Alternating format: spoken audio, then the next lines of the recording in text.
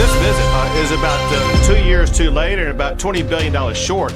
The governor of Texas slamming President Biden for finally getting around to making a trip to the border. What took so long? And is there any real desire to fix this? I think we know the answer. Gosh, it makes you feel like it's all happening kind of deliberately between all the inflation, between the mess at the border.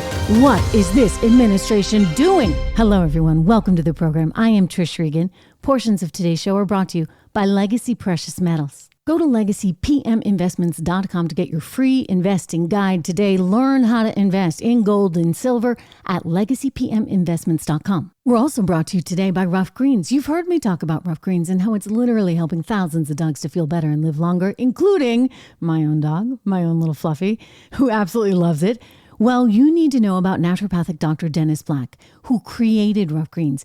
Pretty interesting background. An airborne ranger, a Green Beret, Vietnam-era helicopter pilot. What an incredible background he has. But you know what is great about him? I think this is the best part of all. He loves dogs. He loves dogs so much that he's now totally committed and focused on helping as many dogs as he can because he knows dogs need nutrition too. And they get that nutrition through Rough Greens. I mean, all that stuff on store shelves, that dog food, it's dead food. But Rough Greens is a supplement that makes it, well, you could say come to life with all those essential vitamins and minerals, omega oils, digestive enzymes, probiotics, antioxidants, all those things that your dog needs. I know you're going to love it. Fluffy knows you're going to love it. Dr. Black and his dogs, they know you're going to love it. Go to Rough Greens, R-U-F-F, get it, right? R-U-F-F, greens.com/Trish, T-R-I-S-H. Go there today to claim your free trial bag. All you have to do is cover the shipping. Again, rough, R-U-F-F, greens.com/Trish. So, someone from the Biden administration, actually Joe Biden himself, finally made it to El Paso, Texas. About time, don't you think? I mean, we're struggling with a border crisis unlike anything that we have ever seen. He put Kamala Harris in charge of the deal, and she was pretty angry about it. I guess it's not such a plum assignment for anybody in the Democrat Party that wants to have a future, because you see the Democrats, they have themselves really backed into a corner on this one because none of what they've said on immigration really makes any sense. Somehow, it's perfectly fine, they think, to just, bring one, bring all, everybody can come here, and somehow we're going to just make Texas pay for them all, integrate them all, school, medical care, you name. I mean, it's so bizarre, and it's such a sort of overtly political move that hasn't paid off. I mean, let's face it, it's never going to pay off because it's not in line with the ultra woke. And the ultra woke has taken over the party. They control it. Don't kid yourself. So President Biden figuring, you know what? Maybe I just play the odds on this one because this isn't playing so well with middle America. They don't like the fact that we've just gotten swarmed with massive numbers, millions of illegal migrants coming into the country. So I'm going to do something about it, or look like I'm trying to do something about it. I got some cover, hey, from the Supreme Court, right? They didn't get rid of Title 42. So I'll go down there, make the pit stop while en route to meet with all the leaders down there in Mexico, the North American Leaders Summit that he's at. So we just saw a big dog and pony show, one that really isn't sitting well with the guy who's governing the state, Governor Greg Abbott, who has been begging the administration to pay attention to this issue because, after all, if we're a country, we should have borders, and we shouldn't leave it entirely to the people of Texas to have to manage this mess.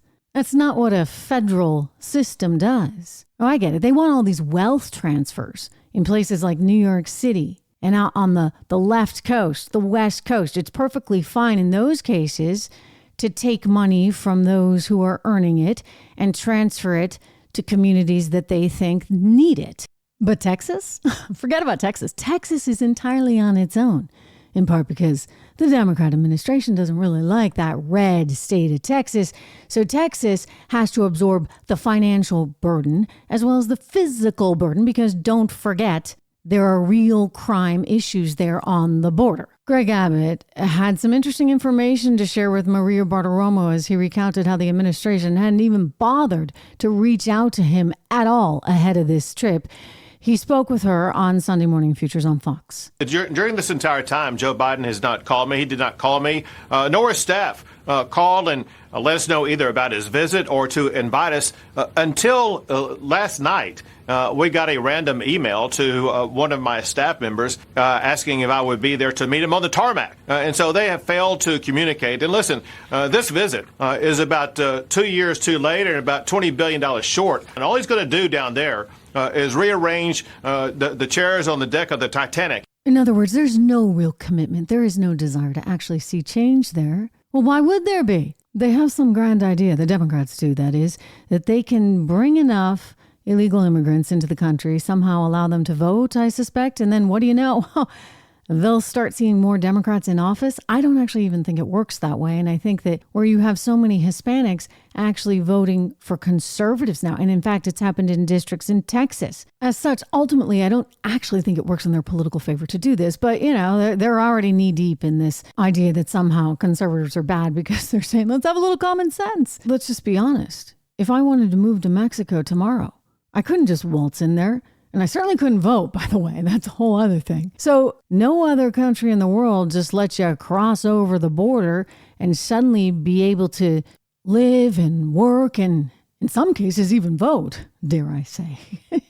The local elections, you know that whole story, right? Up in New York, and there's parts of California as well, where they're allowing people that are not citizens to be able to vote in these local elections. I mean, no other country would allow that. But apparently the rest of the world has more common sense, or they do not have a Democrat party such as we do. So this is the problem now. They've gone down this path.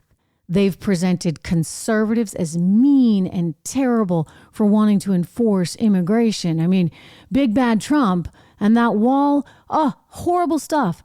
Remember how Joe Biden told us the first thing he would do was reverse Title 42, and then he got what I would call a real gift from the Supreme Court, who said, you know what, that's not going to fly. You're not going to be able to do that after all. Had he done that, can you imagine the stampede? People were already lining up at the border, and guess who was making all the money?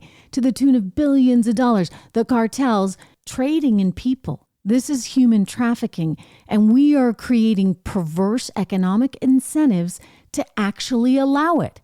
So Ilhan Omar and AOC and the rest of them that I would argue have just corrupted the party beyond belief, they're going to make it totally, thoroughly impossible for Democrats to ever own this issue in any way that would be productive for society.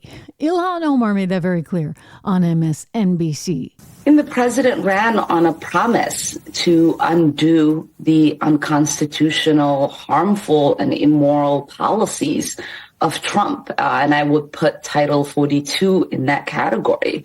So the takeaway for conservatives on this is actually good news, because there is no willingness from the Democrat Party to confront the reality that even the Supreme Court managed to confront, and that's that you just can't have open season. And a country needs borders, and it needs rules, and it needs law and order. And by the way, it needs a decent economy, which we're going to get to in a second. But before we do, I want to tell you about an organization that may be able to help you economically. It's called COVIDtaxrelief.org. And if you were a small business owner during COVID that stayed open, you want to listen up right now, because COVIDtaxrelief.org got a small retail business almost $80,000. COVIDtaxrelief.org got a manufacturing business nearly $250,000. And COVIDtaxrelief.org got another large distribution business, almost $900,000. Wow. If you run a business, a church, or a nonprofit, and you paid your employees through all or part of the pandemic, guess what? You could qualify for up to $26,000 per employee through the government's CARES Act. You need to beware of clickbait. You need to make sure that you're not paying up front companies who will make you do the work and take a huge percentage of your refund. You need to look at something like COVIDtaxrelief.org, which receives a low, reasonable commission only after you receive your refund.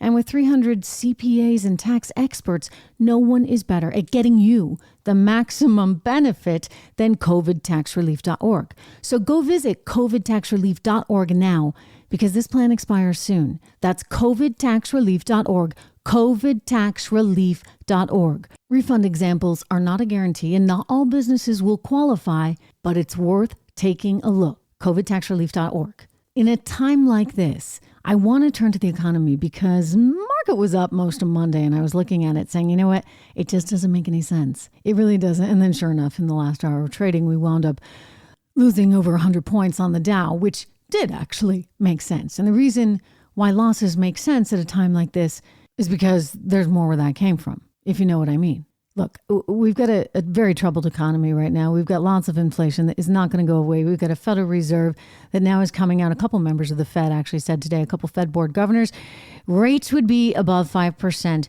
for a long time. Already we're seeing an increase in the number of layoffs in the news. Goldman Sachs, prominent financial firm, saying that it's going to slash 3,200 jobs. That's a lot. That's a pretty big deal because it's anticipating these really challenging times in 2023. You have Amazon laying off 18,000. You have Macy's closing stores. I mean, look, all the handwriting is there. It should politically be setting the Republican Party up for a home run in 2024 because Americans are going to be kind of desperate by that point for change, for something better. However, I would caution this. It's really important that the Republican Party get its act together. It's really important that these kinks get worked out in the here and now. And we can't actually wait until the 11th hour in 2024. Joe Biden is running again. He made that very clear. He had time apparently to think on his fancy vacation in the Caribbean at a donor's home that he was staying at. I suspect the Democrat Party may be somewhat relieved at this because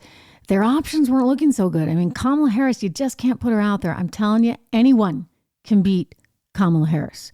Joe Biden, anyone should be able to beat, but he's not the sure thing like Kamala would be. So with Joe Biden running again, if you have this still miserable economy, still a miserable situation on the border, still record high gas prices, I suspect that wind would be at the back, so to speak, for the Republican Party, for the GOP, which is why it's so important that everybody kind of, figure things out. That's my nice way of saying it. I mean, because we just went through quite a bit over the last several days, the idea that it takes 15 votes to get your Speaker of the House. I know there are those that say, oh, it's great because, now we get to have more people with more say, etc. I would just caution that it wasn't a great look for the party. So you want to make sure that all that stuff gets figured out so that Americans aren't looking at the GOP and saying, gosh, they're really messed up. Because, by the way, that's what the Democrats are. Like, they are messed up.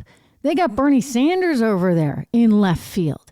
They got AOC, they got Ilhan Omar. They've got a whole lot of these really, shall we say, nutty folks. So they've earned that reputation. They deserve it and they should keep it. I would not like to see Republicans be regarded in the same way. I think going into 24, it's important this stuff gets figured out and that people coalesce behind the ideas and behind the individuals that are going to take us forward and help get this country out of the mess that Joe Biden has landed us in. What did I tell you? Carter 2.0. It's like Carter 2.0, but worse. It's like Carter 4.0.